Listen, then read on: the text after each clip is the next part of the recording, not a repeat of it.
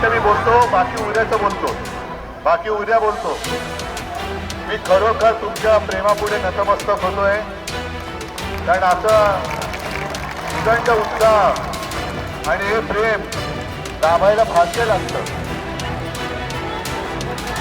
ज्यांना हे भाग्य पेलवत नाही ते गद्दार होतात। खासदार संजय जाधव यांनी उद्धव ठाकरे यांची साथ सोडत शिवसेना शिंदे गटामध्ये प्रवेश केला आणि त्यांच्यासोबत मराठवाड्यातील बऱ्याच खासदारांनी प्रवेश केल्यानंतर मात्र शिवसेनेमध्ये खळबळ उडाली आहे। त्या अनुषंगानेच शिवसेनेचे पक्षप्रमुख उद्धव ठाकरे हे सध्या मराठवाडा दौऱ्यावर आहेत।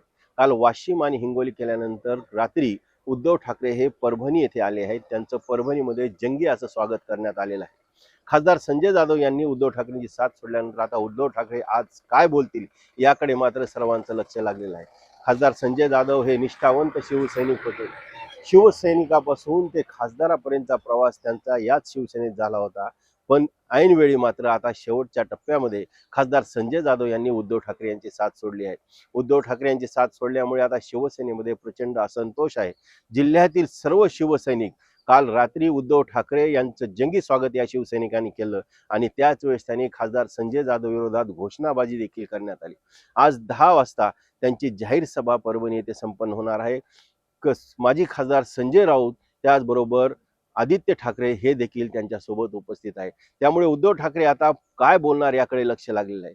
यापूर्वी ज्यावेळेस निवडणुका लोकसभेच्या संपन्न होत होत्या त्या प्रचार सभेदरम्यान खासदार संजय जाधव यांनी मी कधीच उद्धव ठाकरे यांची साथ सोडणार नाही अशी शपथ देखील त्यांनी घेतली होती। पण आता त्यांनी ही शपथ मोडल्यानंतर मात्र त्यावर उद्धव ठाकरे काय भाष्य करतील हे मात्र पाहावे लागणार आहे। एकंदरीतच शिवसेनेमध्ये पडलेली फूट आणि ही दुसऱ्यांदा पडलेली फूट उद्धव ठाकरे यांच्या जिवारी लागली असल्याचे दिसून येत आहे।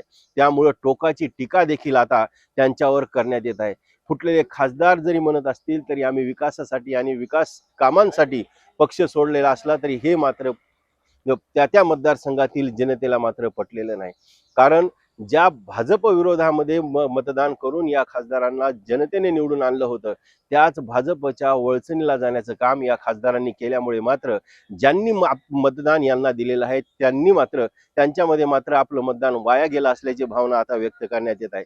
त्यामुळेच एकंदरीतच आता खासदार संजय जाधव यांच्या विरोधात उद्धव ठाकरे काय बोलतात हे पाहावं लागणार आहे। त्याचबरोबर परभणी जिल्ह्यातील जनता जी आजपर्यंत शिवसेनेचा अभेद बालेकिल्ला आहे, याच शिवसेनेची स्थापना या शिवसेनेला जे आहे ते पक्ष म्हणून मान्यता या परभणी जिल्ह्याने दिली। पहिला खासदार हा परभणी लोकसभा मतदारसंघातून या शिवसेनेचा आला। शिवसेनेमध्ये पहिल्यांदा फूट पडल्यानंतर देखील उद्धव ठाकरे यांच्या पाठीमागं खंबीरपणे उभा राहणारा हा परभणी जिल्हा आहे। शिवसेनेत फूट पडल्यानंतर देखील एक खासदार आणि एक आमदार निवडून देण्याचं काम या परभणी जिल्ह्याने केलं, पण त्याच जिल्ह्यातील खासदाराने उद्धव ठाकरेंची साथ सोडल्यामुळे मात्र आता प्रचंड नाराजी त्यांच्याविषयी निर्माण झालेली आहे।